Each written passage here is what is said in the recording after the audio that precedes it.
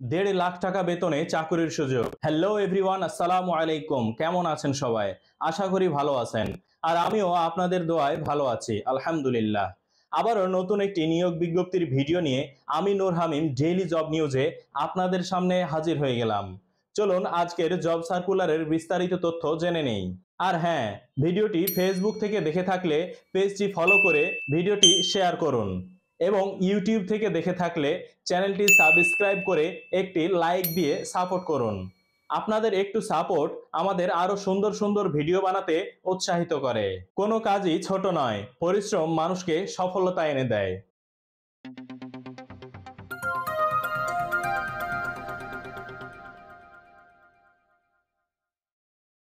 বেসরকারি সংস্থা harvest plus solutions Bangladesh জনবল নিয়োগে বিজ্ঞপ্তি দিয়েছে।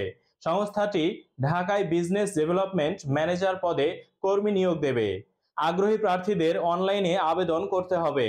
এছাড়া ইমেইলের মাধ্যমেও সিভি পাঠানো যাবে। পদের নাম বিজনেস ডেভেলপমেন্ট ম্যানেজার।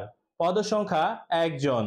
যোগ্যতা এগ্রি বিজনেস, ফুড বা এগ্রিকালচার মার্কেটিং বা এ ধরনের বিষয়ে স্নাতকোত্তর ডিগ্রি সহ সংশ্লিষ্ট ক্ষেত্রে অন্তত 5 বছর চাকরির অভিজ্ঞতা থাকতে হবে, অথবা এগ্রি বিজনেস মার্কেটিং বিষয়ে স্নাতক ডিগ্রি সহ সংশ্লিষ্ট ক্ষেত্রে অন্তত 7 বছর চাকরির অভিজ্ঞতা থাকতে হবে। কোনো আন্তর্জাতিক সংস্থার অধীনে এগ্রিকালচার বা ফুড প্রসেসিং ইন্ডাস্ট্রিতে এগ্রিকালচার বা food sector marketing business development executive হিসেবে কাজের অভিজ্ঞতা থাকতে হবে।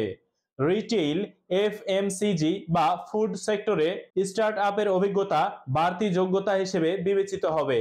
নেতৃত্বের সক্ষমতা থাকতে হবে। কূটনৈতিক সম্পর্ক ও যোগাযোগে দক্ষ হতে হবে।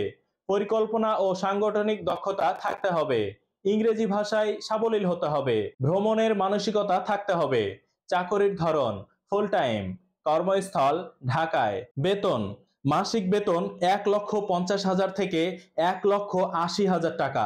আবেদন যেভাবে করবেন, আগ্রহী প্রার্থীদের ভিডিওর ডিসক্রিপশনে দেওয়া লিংক থেকে নিয়োগ সংক্রান্ত বিস্তারিত তথ্য জেনে অ্যাপ্লাই অনলাইন বাটনে ক্লিক করে আবেদন করতে হবে।